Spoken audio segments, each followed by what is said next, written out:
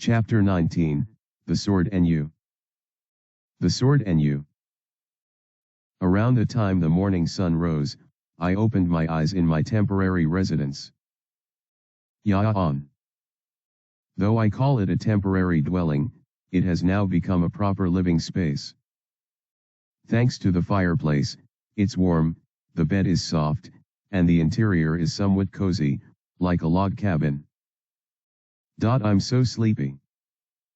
The current time is 8:40 a.m. It's Thursday, the day of my elective course. I changed into my crumpled school uniform. I didn't forget to take my sword with me. The family sword passed down from my grandfather, a treasure of the Iskall family. Today's elective course is swordsmanship. There's no particular reason why I chose this class. My father, Dale Iskall, was also a knight who wielded a sword. Asterisk. Good morning. I'm Gioli, in charge of the Thursday morning elective, swordsmanship.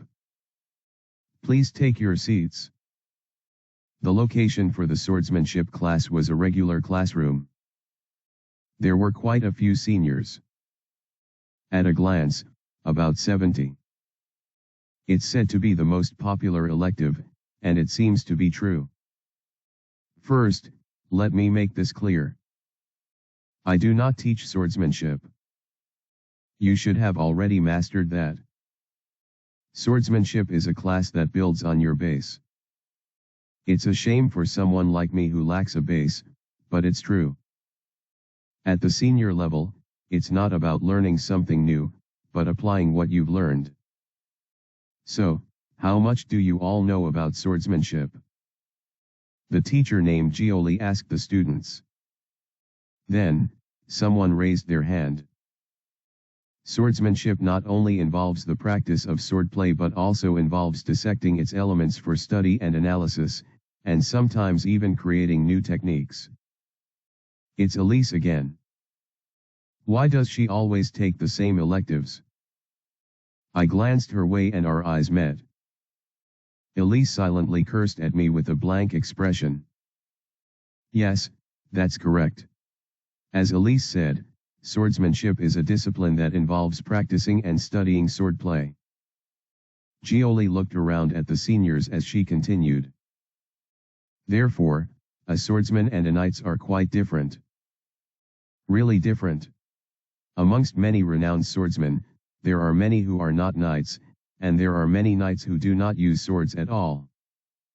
The same goes for Lord Center, who established swordsmanship. In reality, swordsmen and knights are quite different.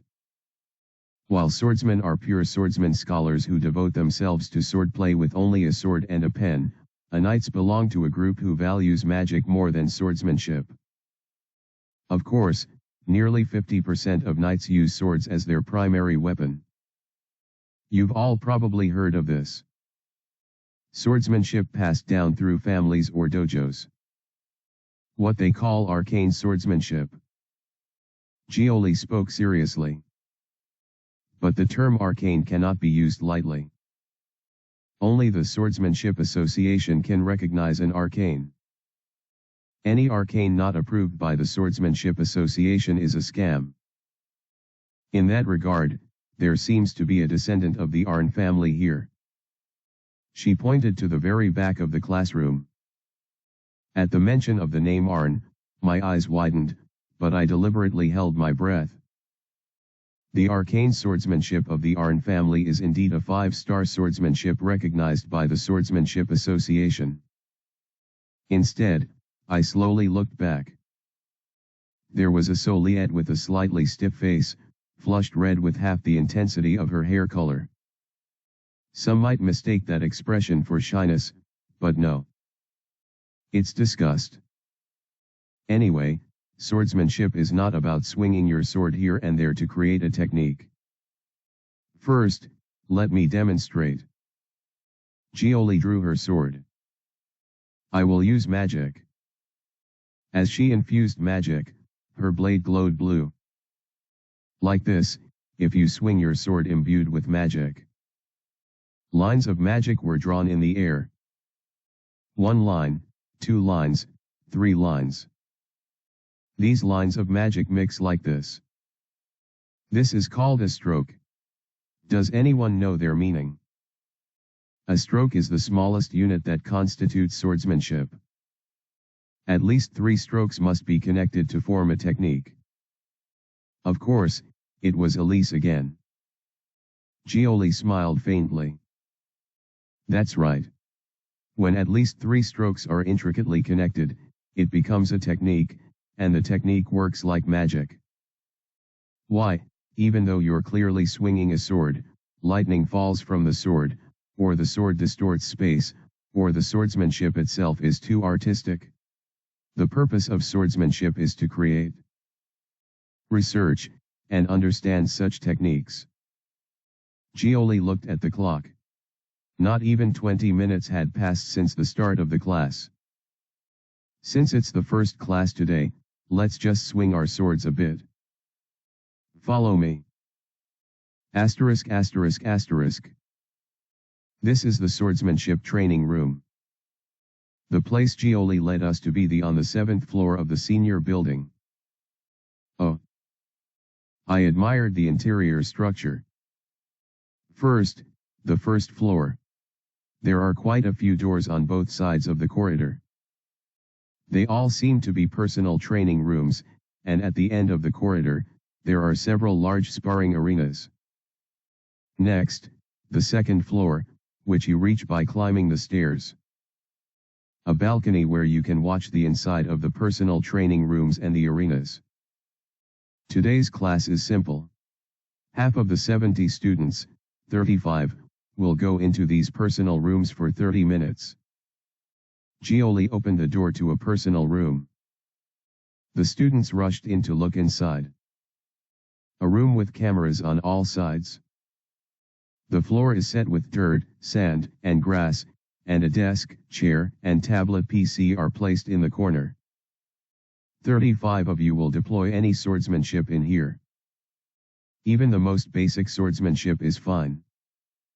At that time, the remaining 35 will go up to the second floor balcony. Gioli closed the door to the training room and pointed to the stairs leading to the second floor.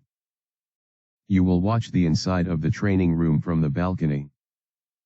And you will write a report. A report? Elise asked. Yes. Observing and understanding swordsmanship with your eyes is as important as performing swordsmanship. I looked at the faces of the surrounding students. To be precise, I found someone. Soliette Arne. She was standing quietly in the corner of the training room. With a cold and stern expression, as if she had no interest in the class. All right then. Shall we start with Team 1 entering the training room? I will call the roll. Gherkin Kal Dune, Demali, Stan. And Chiniskal. I entered the private room. The first thing I did was check the cameras around the room. Were they set up to record and replay the swordsmanship? I looked up at the balcony overhead. No one was on my side. They must have all gone to Gherkin. For the first lesson, just swing around as you like. It's okay to use the swordsmanship you've already learned, or the swordsmanship from dojos or academies. If you want to create a completely new, unique form, that's okay too. Gioli's voice echoed from the ceiling speaker. I casually picked up the Iskal family sword. Come to think of it, I've never unsheathed this. A sword too shabby to be called a family sword, a sword I had to sell before my regression due to medical bills. Yet, it was our family's treasure. I haven't unsheathed this since my father passed away. It was a foolish stubbornness. A crazy, idiotic pride that I would become worthy of the family sword first. And then, as soon as I was diagnosed with terminal cancer, I immediately sold it. I'm a real idiot. Srium. I unsheathed the sword. There was no decoration on the blade. Simple but elegant, as if it was solely dedicated to the purpose of killing. I placed 2 fingers on the blade. I stroked it from bottom to top, as if tuning a violin. That's when it happened. Dachin. What do you think a knight is? Suddenly, my father's voice whispered in my ear. At that moment, time rewound. Back to a distant past, as if my consciousness was being sucked in. A knight is, well, a protector. Once, I had seen my father wielding this. It was a very old memory.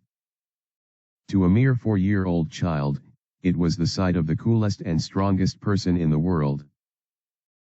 Chang. The sound of the sword rang out sharply. My father's figure faintly appeared in a corner of the garden like a mist. I just stared at him.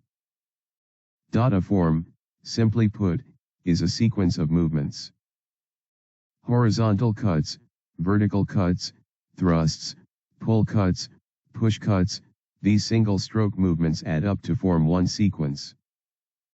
Fantasies buried in a corner of my memory drawer vividly resurfaced. A routine is the movement that performs this form. This is why the same form can vary greatly from night to night. Some wield the form as softly as a pedal, while others strike down as bluntly and heavily as a hammer. My father clenches his sword as he looks at young me. I meet his face, his wrinkles, the blonde hair he passed on to me. As vivid as last night's events. A sword path is the way of the sword that this form and routine embody. Once a sword path is completed, it remains like a swordsman's fingerprint. Because there are infinite possibilities for a sword path, there can be no same swordsman in this world. With the most perfectly refined posture, without a single deviation, a sword path that was as stubborn and direct as his personality. This was it. Somewhat belatedly. Clearly before my eyes. His swordsmanship comes back to life. This is the Iskall family's swordsmanship. The father of the past cut down the straw mannequin. Swoosh. Immediately after, as if a switch was flicked. My mana heart activated on its own. Mana surged up suddenly. The pathways in my veins opened. Mana overflowed like steam, scorching my whole body, and at the same time cooling and sending shivers down my spine. I slowly opened my eyes. My retinas were dyed blue. The world lit up brightly. The lighting inside the training room was intense, and I could see particles of drifting mana. My father's swordsmanship entered that space. The sword path that had been engraved in the wooden sword rose like an after-image. I moved my body naturally. I followed the trajectory of memory with the Iskall sword. My father's basic form sprouted from my grip. The sword flowed, turned, and sprang up. Blue mana seeped in between the strokes like petals. The realm of selflessness. In such a euphoric resonance of the sword and self, I realized. This is not a mere memory. It transcends mere recollection, turning memory entirely into my own. At some point, I stopped my sword dance. The vibration of the sword blade belatedly rushed into my heart. My whole body shuddered violently, then slowly subsided. Suddenly, I looked up at the balcony. Who?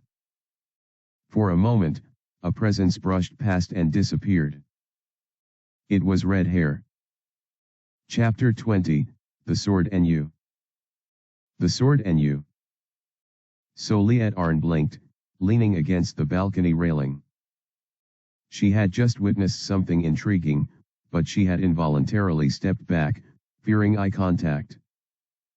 Choosing who is also important. The words as if someone was addressing her at that time. Soliette turned around. It was Elise. She approached, fluttering the report she held in one hand. It's efficient to choose someone with the potential to yield good results, so your analytical skills can shine, and write the report about them. Ah. Thank you. Soliette bowed her head slightly. Elise asked dryly. Is your body okay now? Soliette did not answer. Elise asked again. It must be boring. This kind of class, for you. Not really. The conversation is cut short. Piece by piece, it's not easy to continue. Because of this, Elise sometimes has doubts. Did we ever really get along in the past? Wow. Gherkin is really good at that. He could sell that raw footage. Is that improvisation? He's a genius. I'm so jealous. Suddenly, a commotion arose somewhere. Naturally, it was from Gherkin's balcony. Out of 35, 30 were clinging to Gherkin. Even Cain and Asher.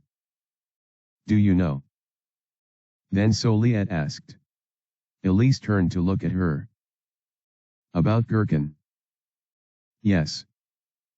I do know of him, although not very well. Then, what about over there? Soliette pointed somewhere else. Elise glanced over and frowned deeply. It was Shiniskel. Do you know? I know. Elise added with a small smile. He's a psycho. And a dropout. Then Soliette nodded calmly. I see.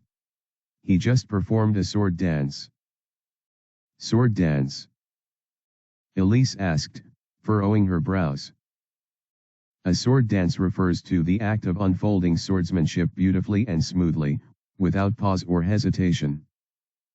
It's a level that can only be demonstrated when one has a decent mastery of a specific swordsmanship. Yes. That person. Elise pondered for a moment. Is it a joke? Or a prank? Soliette is such a humorless person that it's possible. No, the Arn family itself is notorious for being humorless, well known as a boring lineage. Hee hee.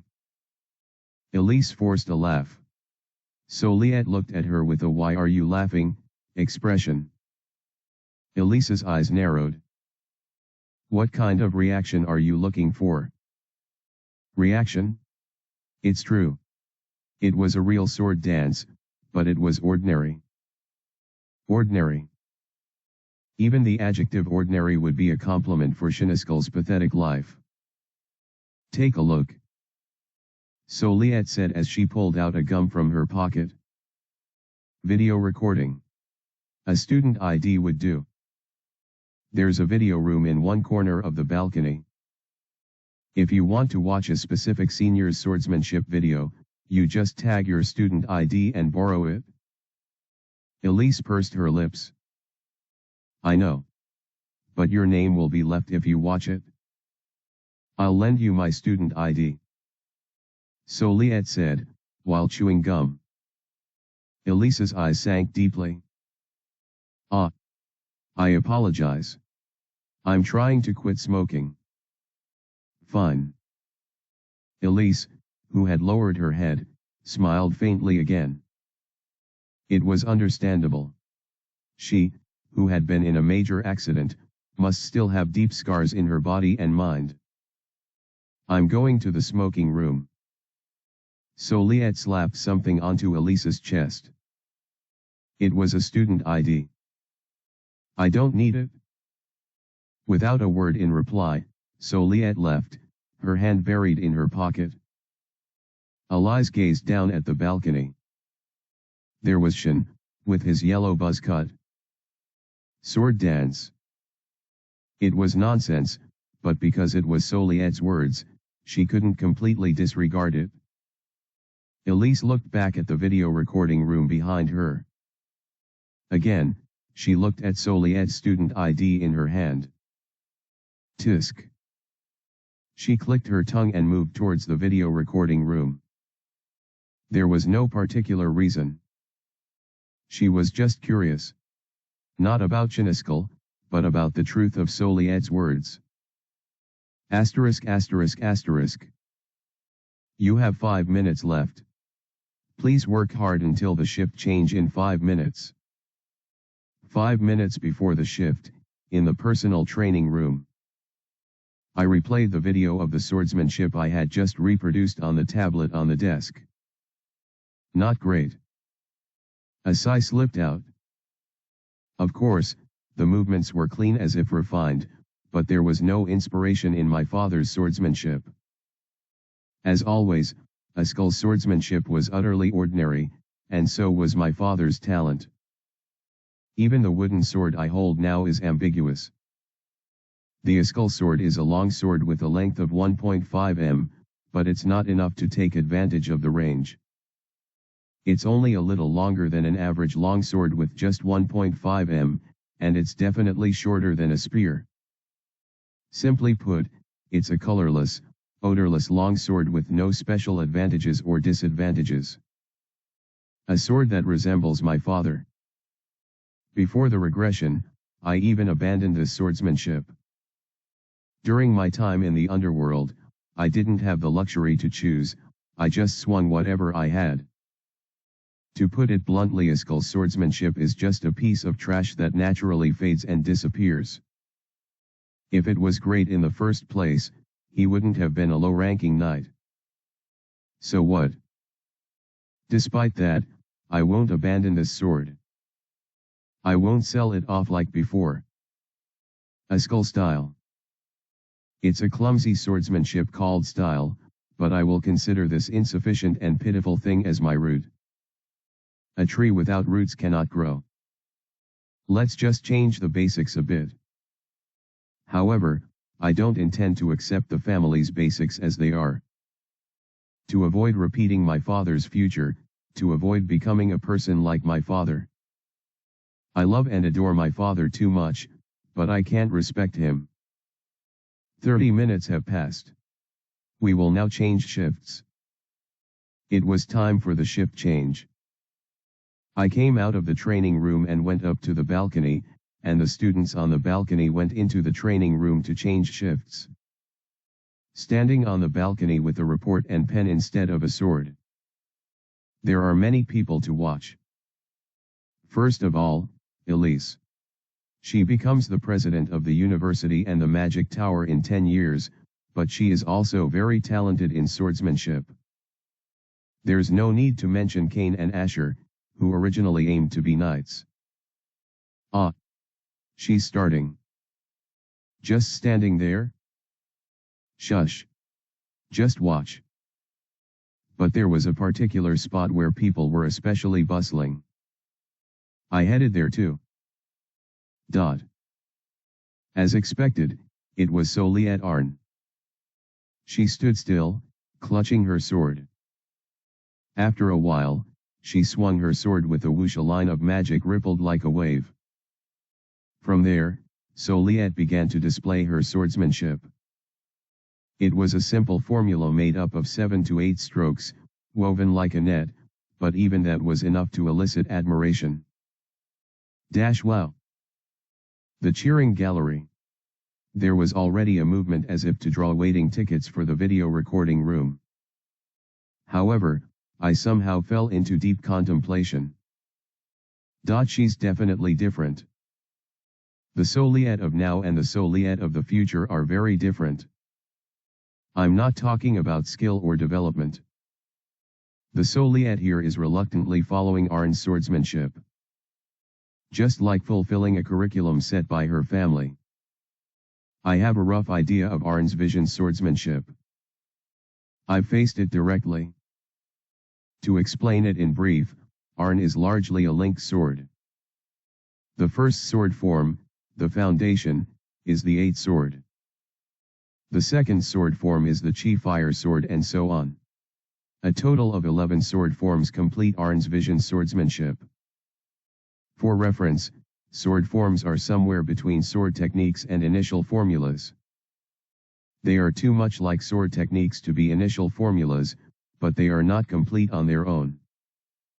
Arn's vision swordsmanship unfolds these sword formulas in succession, and ultimately concludes as one. Hence, it's a linked sword. When the 11 sword formulas connect into a single line, the entire swordsmanship spreads like a flame. By the time it reaches that point, the sword no longer appears as a sword but truly rushes in as a flame. Ironically, Soliette's disposition is the exact opposite. She is a severing sword.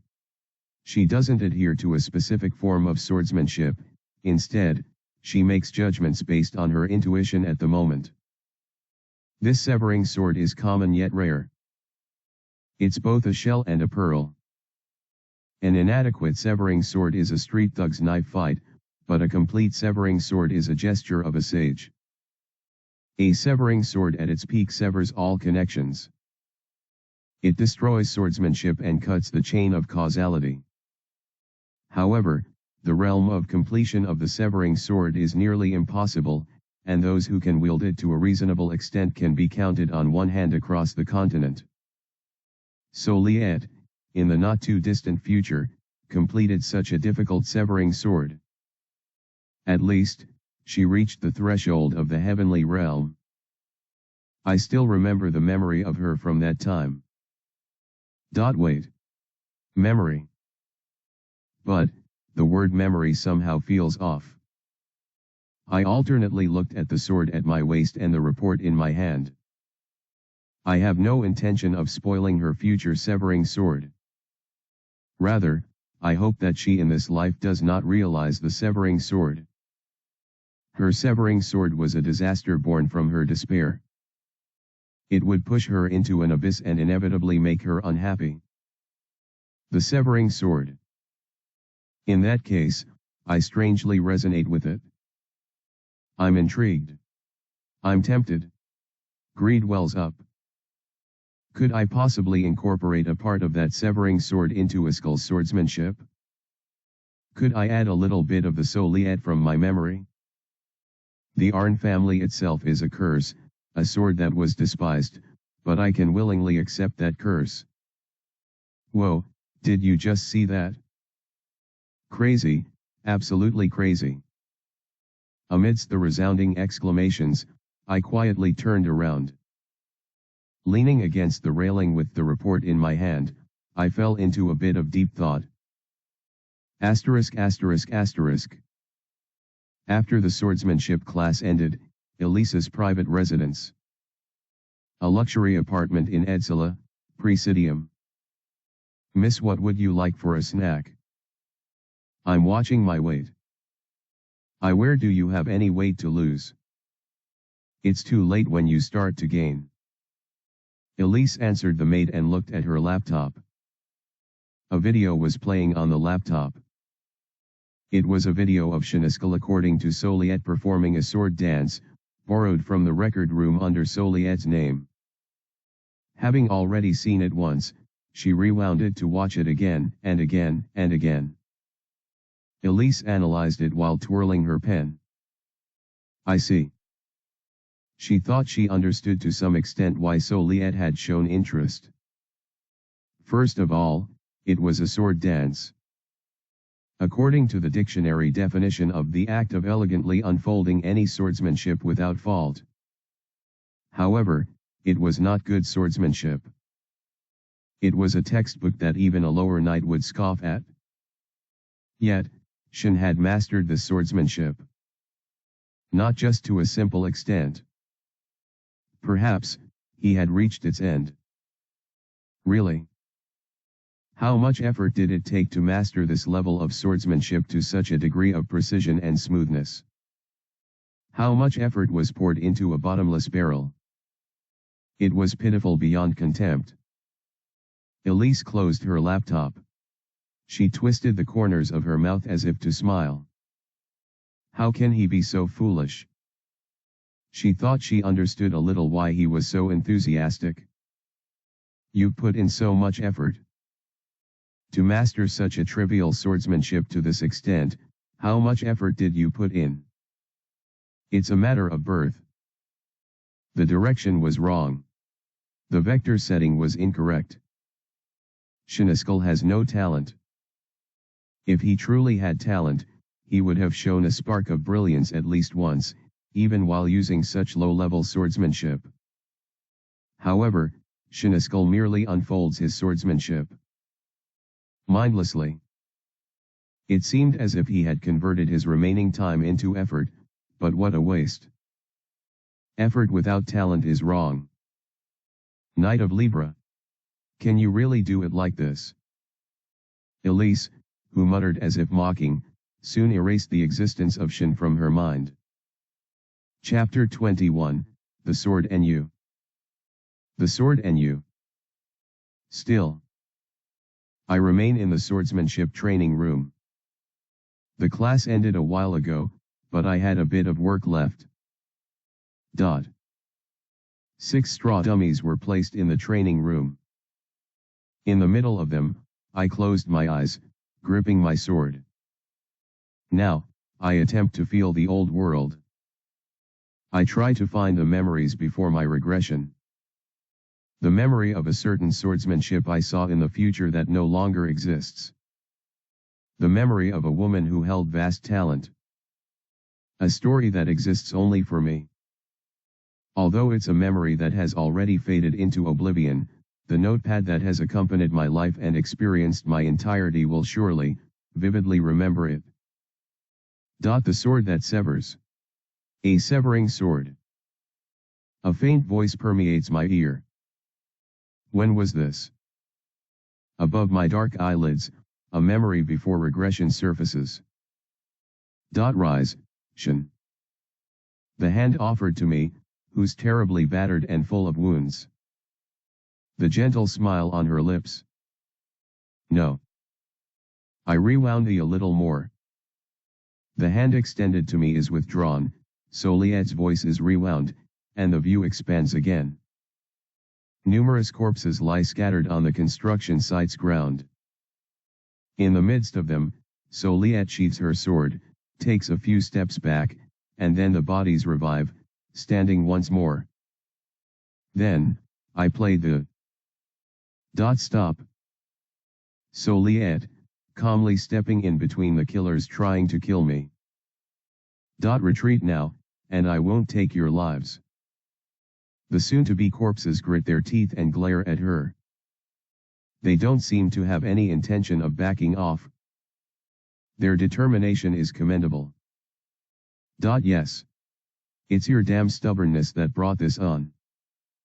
Don't blame me. Fucking bastards. Soliet grips the sword at her waist. They charge at her then. They're too late. 1 2 3 4. The circular slash flashed precisely 4 times. Immediately after, they were brutally scattered on the sandy ground of the construction site. The sword that severs. A severing sword. The severed sword. Saying so, she again extends her hand to me, who's terribly battered and full of wounds. Rise, Shin. The gentle smile on her lips. Shiniskal. I opened my eyes. My head was throbbing. It felt like a cricket was living in my temple. The memory is clear. The memory before regression was vividly engraved. Indeed, the notepad knows all my memories. Were you secretly sneaking peeks, pretending to be a useless notepad? You bastard. Let's see. I loosened up my body. Now I intend manifest the memory I just had. Of course, I won't be able to replicate her sword exactly. I lack the magic, the intelligence, the experience, and the physical strength. Therefore, what I'm trying to challenge now is just a single horizontal slash. A necessary start before any swordsman enters battle. But it was special as Soliet's severing sword. With a clink, I moved the scabbard to my back, gripped the handle with one hand, and swung lightly as I drew the sword. Unsheathing. Whoosh. A shock wave occurred. A gust of wind cut through the space. The curve spewed from the sword struck all around. The straw dummies in the training room were evenly cut, and they lay on the ground like wilted grass. As if a lawnmower had swept through, everything was settled in an instant. It was a scene that seemed utterly surreal to me. What the? I stared blankly at my arm. My veins and muscles were swollen as if they were about to burst. I could feel every joint in my fingers. My whole body felt heavy and numb. I had exhausted too much magic power with just one swing, but thanks to the adrenaline coursing through my body, I didn't feel any pain. I swallowed and sat down on a chair. I looked at the tablet on my desk. I rewound the footage to 1 minute ago. Is this for real? Indeed, it was the sword I had swung. In a somewhat dazed state, I checked the notepad. Capacity history within the last 24 hours, +4. Just one swing of the sword had consumed 4 units of capacity. Asterisk asterisk asterisk. Friday morning. I mindlessly changed my clothes and staggered to Clement Hall. Hey, party after class today? Oh, sounds good.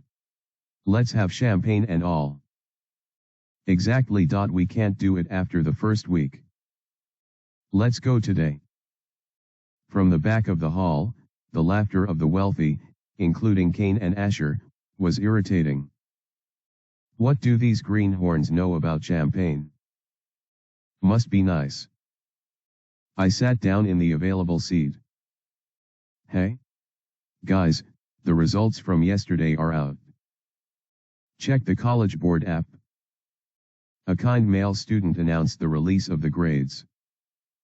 At that moment, everyone picked up their smartphones. Except me. College Board app. What's that? Do I need to download it? Just as I typed College Bow into the App Store. What the foo-x? Almost like a scream, closer to a fit, resounded.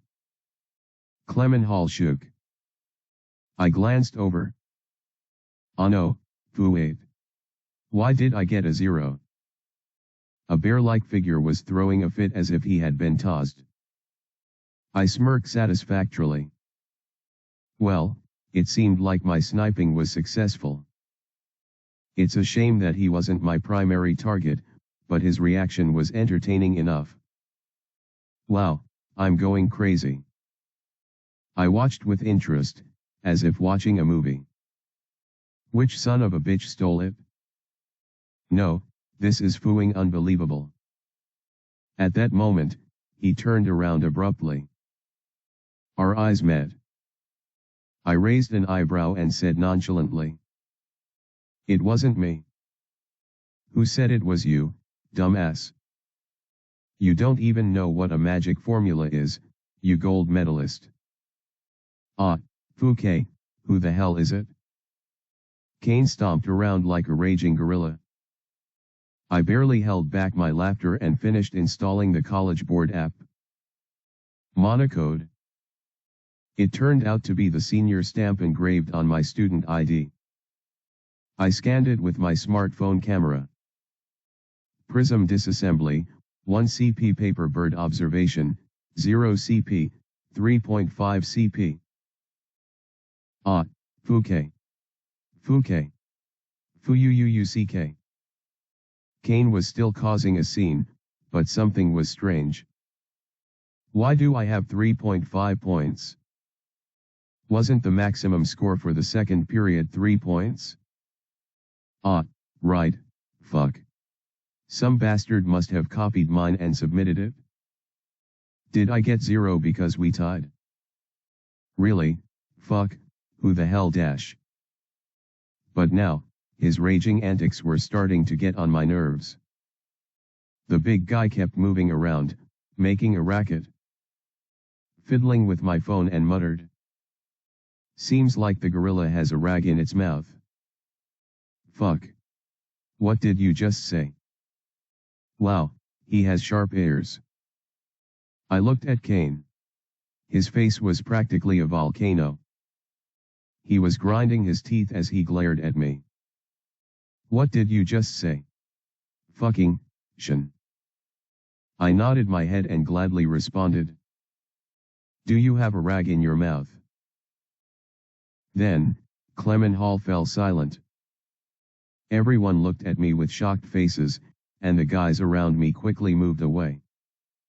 You fucking bastard. SHH. Just before he exploded, Elise came over. She stopped Kane, who was about to charge at me. Let me see. No, but that's... She snatched Kane's smartphone. She frowned slightly as she looked at the screen. File a complaint with the person in charge later. Don't make such a fuss. It's your loss. Kane finally shut his mouth. Like a dog that had met its master, he stopped all his actions. Sit. He would sit if told. The door opened just then. It was Chedrick, right on the dot at 9 o'clock. He looked around at Kane, whose face was now tomato red, and the somewhat flustered seniors, and said in a dry tone. Sit down. Kane sat down without a word. We will start the last college board of the first week right away. Stand up. But he told us to stand up as soon as we sat down. Follow me. Chedrick walked out. There were no further explanation. The seniors also got up, grabbing their bags. Chedrick walked down the corridor. 127 people followed him. We all exited Clement Hall. It felt like we were on a field trip as we walked through the schoolyard. We passed through the inner park of Index and reached the main gate. Where are we going? Don't fall behind. As soon as we exited the main gate, Chedrick suddenly started running. The students, who had been standing dumbfounded, hurriedly chased after him. I'm pissed off, what the hell is this again? I shouldn't have put on makeup. Kane's swearing and Layla's grumbling. Elise ran without a word, and Asher ran rhythmically with some earphones on. Huff, huff. Of course, I was running too. My condition was obviously not good. Because of the after effects of reproducing just one stroke of the severing sword last night. Huff, huff, huff. After just 10 minutes, my body was faltering. My breathing became ragged, and thump. A stone-like presence rammed into me from behind. It was Kane. See you later. You're falling behind today. He twisted his lips into a smirk and took the lead. Countless other students also passed me. I let them go. Instead, I carefully observed the running postures of Chedrick and Gherkin, who were in the lead. It's not just a simple act, running is a technique too. The movement of stretching the legs. The foot touching the ground and then kicking off again. The angle at which the knee bends. The arms swinging rhythmically, the core of the abdomen that doesn't shake in contrast, the breathing that maintains a constant rhythm. I saw all of that and followed it with look-see-do. Kia. But my chest was pounding as if it was about to explode. I could taste blood in my mouth. My whole body was shaking like a quaking tree. I was already out of stamina. Kiuk, kiuk, kiuk, kiuk. The students who were still fine glanced at me, chuckled, and passed by. In the end, I bent over, resting my hands on my knees. Ha, ha. I can't keep up with this. That's what I was thinking when something strange happened. I rested for exactly 1 minute, and suddenly my body felt better. My heart, which was about to explode, calmed down, and my calves and thighs, which had been tightly pulled, quickly recovered. It was quite a surprising recovery. Why is this happening? I wiped the sweat off my forehead and straightened up. I ran again, albeit awkwardly. Kiyufh. But again, after just 5 minutes, my whole body's breathing was ruined. I ran until I was 3 seconds from death, then stopped. Then I rested again for exactly 1 minute. I didn't need more than that. I wiped the sweat off my forehead and straightened up. I didn't understand the principle, but after resting for just 60 seconds, I felt as refreshed as if I was born anew. What's this? Of course, my stamina is still like that of a cancer patient. Naturally, because I am a cancer patient. But it seems like the efficiency of my recovery has skyrocketed. Could this be the effect of embodiment? Well, it's good for me. Anyway, I resumed running. I stepped forward, looking beyond the horizon. The sky was clear. The clouds looked like an artist's sculpture. The shining sun felt pleasant. After another 5 minutes, all of that became utterly detestable. Chapter 22, The Mine. The Mine. From 9 a.m. to 11 a.m. We ran without knowing where we were headed. It was not a jog or a sprint, but a run that was closer to a sprint.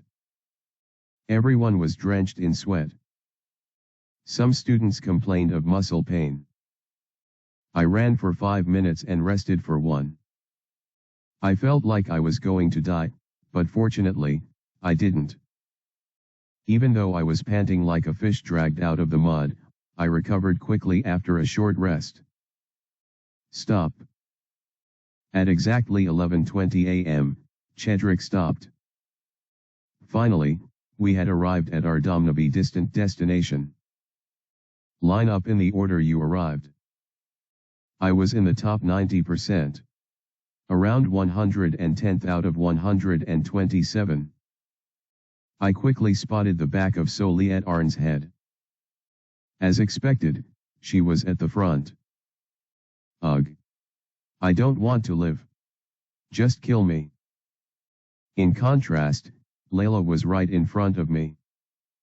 She kept swaying, her face on the verge of exhaustion. Hey, what's that? Looks like a mine? Really? We're screwed. At the seniors' uproar, I looked ahead. There was a massive rock mountain. Something ominous, damp, and dangerous, a large entrance. Before we start the evaluation task, let me introduce a special guest we've invited. Chedrick pointed to the podium near the mine entrance. A wooden stage was connected to a red carpet. Just then, a sedan arrived. The car paused where the red carpet began, as if waiting for something. Everyone, applause. Chedrick clapped his hands. The students followed suit. Then the car door opened, and my face stiffened. Ah! Long arms and legs emerged from the car. A magnificent physique and a luxury fit suit to match. Blue hair slicked back and sharp, arrogant eyes. A familiar figure. Not just to me, but to everyone here. Holy shit. He's so handsome. What's he like in person? The man who elicited admiration from everyone was a direct descendant of Libre Jade, the second son. Jade Leroy Libregadon. Wow. This is my first time seeing a direct descendant of Libra. This is insane. His appearance was so perfect that almost all the students were in awe. To me, He only felt like a piece of shit, but that's probably Libra's genetics. There's no flaw on the surface. Ah. Ah. Standing on the stage, he did a mic test and looked around. Nice to meet you. I'm Jade of Libra. This mine is owned by Libra. More accurately, it's my property. It's not your property, but an inheritance you'll soon receive. There are non-renewable mines and renewable mines. This Limto mine is renewable. It has been closed for over a decade, but in 1 or 2 years, we will open the mine and produce nearly tens of thousands of tons of magical stones annually. Jade shrugged his shoulders. But before that, I gladly agreed to cooperate after receiving a proposal close to a service from my alma mater, Index, and the University Association. The guy I haven't seen in so long, as always, every word he says is so damn arrogant. Therefore, I will provide this mine as the venue for your college board assignments. Eyes looking down at the students. I am bestowing this upon you, that kind of eyes, filled with the same damn elitist consciousness as always. Just as I despised. But before that, does anyone know how modern miners mine magical stones? They use machinery. Kane answer. For reference, Kane is a magic stone tycoon. However, Jade doesn't even glance at him and continues. But what about before that artifact was invented? At this point, a bad feeling began to creep in. Simple. It's intuitive. He stretches out his gloved hand, and a pickaxe flies towards him, settling in his grasp. This is it. This simple object. After all, why would we have come all the way from Index to a magic stone mine? Think about it, it's simple. The purpose of this task is to mine mana stones. In the mine, you will be able to test your own mental strength and endurance. I'll leave the detailed explanation to the person in charge. That's all for now. Having finished his speech, Jade tosses the pickaxe away. As if they had been waiting, applause broke out. It spread in no time, and I quietly look up at him. Jade, the second son of Libra. The eldest son, Derek, is a damn bastard. More than anything, he values his own dignity and pride, and he's a madman who doesn't care about anything when it comes to what he wants. Living for his own vanity, looking down on others. Surely that's the case. Something feels off. I don't know what's happened to my head. Or perhaps, you start to feel a strange familiarity with their face and demeanor. I'm glad to see him. I'm glad to meet you again, and to see you alive and breathing. Ha. I raise my hand, laughing. Clap, clap, clap, clap. I applaud enthusiastically. Until my hands turn red, and the guys around me start to make noise. It was probably the most sincere applause from anyone. Thanks to that, I even made eye contact with Jade. He turns around with a slight twist of his lips. Let's thank Mr. Jade for providing the venue. And talk about the purpose of the task. As Jade leaves in his sedan, Chedrick speaks again in a more casual tone. It's simply to mine mana stones. Grades are evaluated based on the quantity and quality of the mana stones. Mining mana stones. It looks hard at first glance, but it's not a task where strength is the key. Seniors can use the magic formulas they've learned, and they can also use their spectrum. The device that modern miners use is not a suit that amplifies physical strength. It's a simple rod. A rod the size of a pickaxe, implanted with a magic formula invented by some genius. We will now begin. Proceed. At Chedric's words, everyone starts moving. Asterisk asterisk asterisk. At the entrance to the Limto mine. Dressed in the miner's uniform provided by the manager, Kane is glaring at someone. Hey, Elise. I'm going to kill that bastard today. I can't stand it anymore.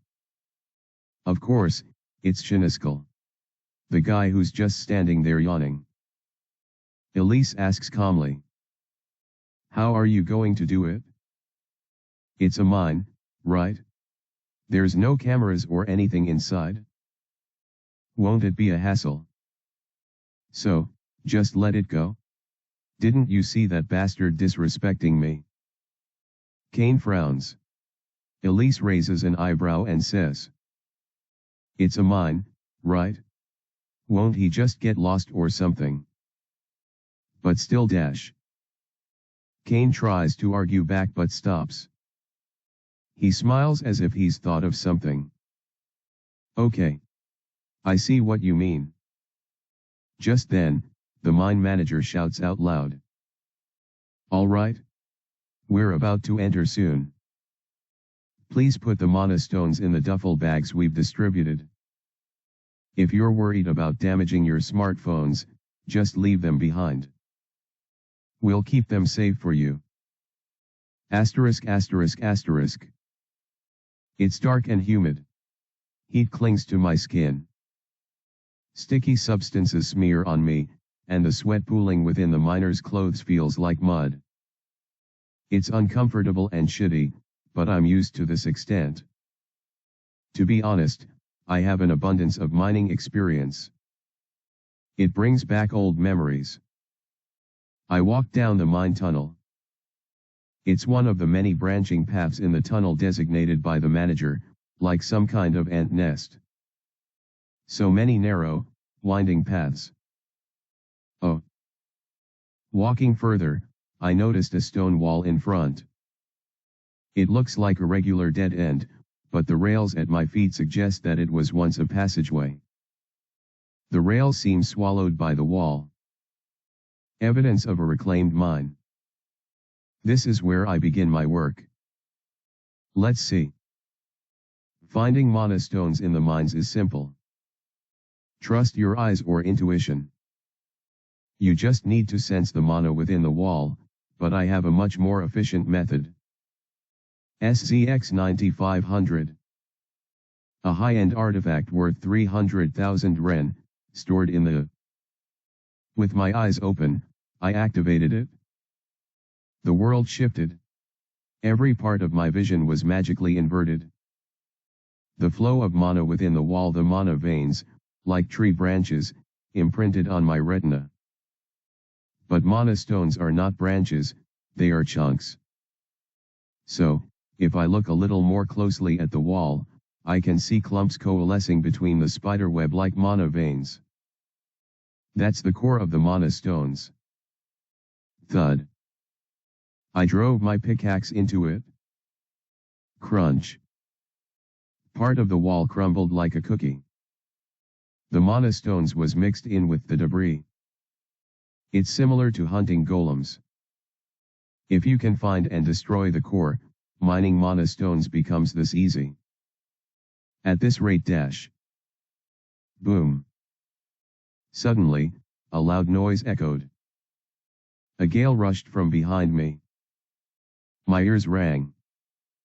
I quickly turned to look. Rumble. Dot.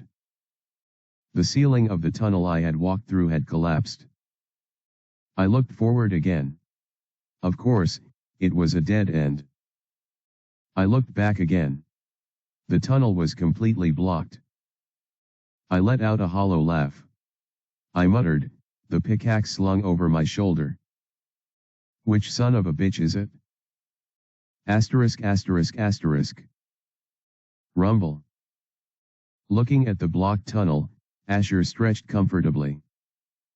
Ah, that's refreshing. Hey, when are you going to let him out? Why should I? He should find his own way out. If he's really a bitch, he can call the rescue team. Kane removed his hand from the wall. Asher chuckled. Wow. Kane, you're amazing. You could skip college and go straight to the draft. You're just realizing that now. Kane's is related to Earth. Usually, a human's magic power disintegrates into mana once it's more than 2-3 meters away from the caster's body, unless it forms a very strong magic formula. But not Kane. He could extend his magical vein nearly kilometers in length through the Earth's natural mana. Using this, Kane trailed Zion from a distance, and at the opportune moment, activated the mana spell Earth, collapsed to bury him. Are we done having fun? Can we split up now? Elise pulled out her pickaxe and spoke. Ah. Okay. I guess I need to mine about 500 pieces. Kane and Asher dispersed in different directions. And so, Elise was left alone. She was the only one left in the claustrophobic mine. Sigh. She took a deep breath first. Pointlessly, her heart pounded like crazy. Her breathing quickened, and her chest ached as if it was being crushed. Her hands and feet trembled. A panic that felt like the ground beneath her would give way at any moment washed over her.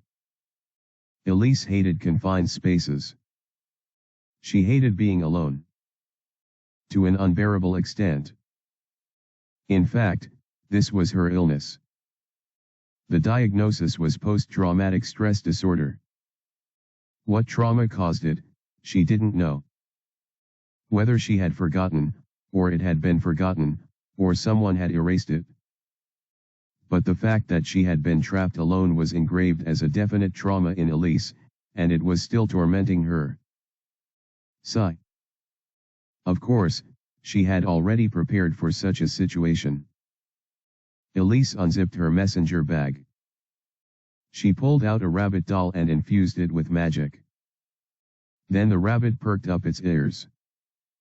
It even opened its mouth and spoke. Hello.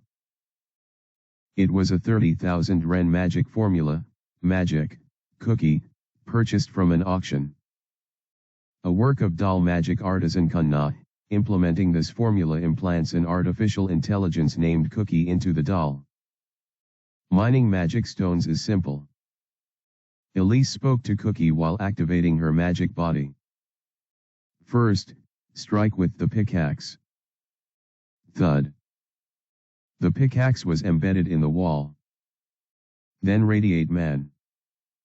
Her mana flowed into the wall. Not long after, rustle. The entire surface disintegrated into a pile of dirt. Elise created a gust over it. Whoosh.